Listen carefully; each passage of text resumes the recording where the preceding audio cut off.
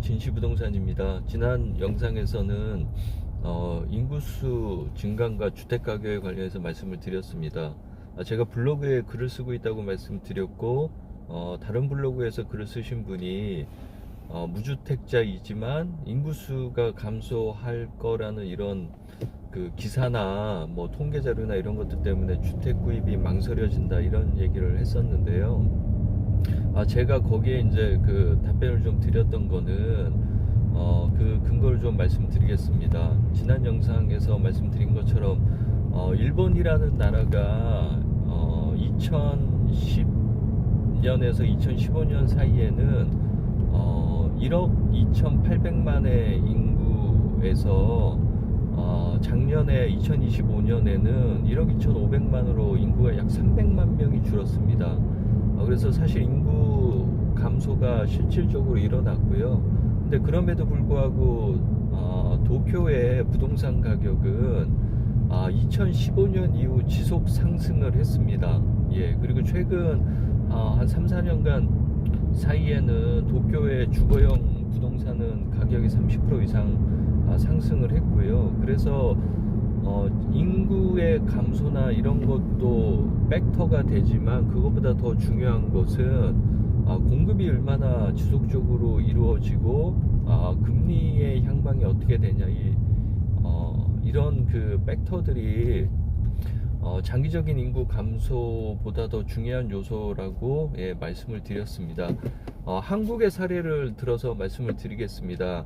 우리나라 그 광역시 보면 대구, 대전, 광주 뭐 이렇게 좀 큰 도시들이 있습니다.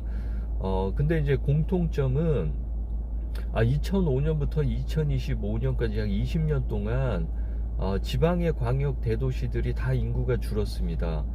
부산 같은 경우는 2005년에 360만에서 2025년엔 한 25만 정도로 인구가 10% 줄었고요. 대구도 265만에서 2025년에는 약 5% 줄어든 한 250만 전후로 인구가 줄어들었습니다. 광주도 2005년에는 141만, 2025년에는 140만으로 약 1만 명 정도 인구가 줄었습니다. 그런데 그러면 인구가 이렇게 줄었던 도시에서 부동산 가격이 하락을 했냐, 그 통계 자료를 보시면 좀 이해가 될 것 같은데요.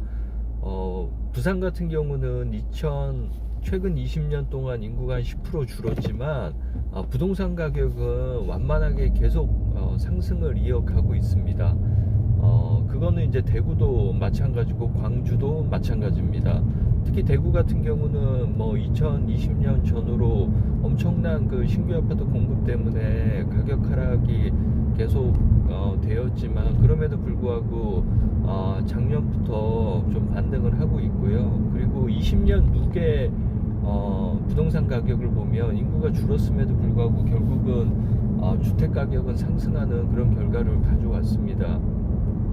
그래서 제가 오늘 말씀드린 것처럼 일본에서도 인구가 줄었지만 주택 가격은 지속적으로 상승을 했고, 그게 동일하게 한국에서도 그 4대 광역시, 그 중에서도 부산, 광주, 대구처럼 규모가 큰 도시에서도 인구는 20년 동안 많게는 1%, 아니 작게는 1%, 크게는 10% 이상 줄었지만 공통점은 모두 주택 가격은 지속적으로 상승을 하고 있다 라는 말씀을 좀 드리도록 하겠습니다. 제가 드린 얘기는 모두 그 통계청 자료를 기준으로 말씀을 드리는 거고요. 여기에서 숫자는 직접 확인해 보셔도 제가 말씀드린 숫자와 차이는 없을 겁니다. 그래서 그 인구 감소 때문에 뭐 주택 구입을 망설이거나 그런 게 걱정이 돼서 그 1주택자로 가는 것들이 좀 꺼려지는 분이 계시다면 제가 말씀드린 이 영상에서의 숫자와 팩트를 기반으로 빠르게 내 집 마련을 할 수 있는 그런 의사결정을 하셨으면 좋겠습니다. 이만 마치겠습니다.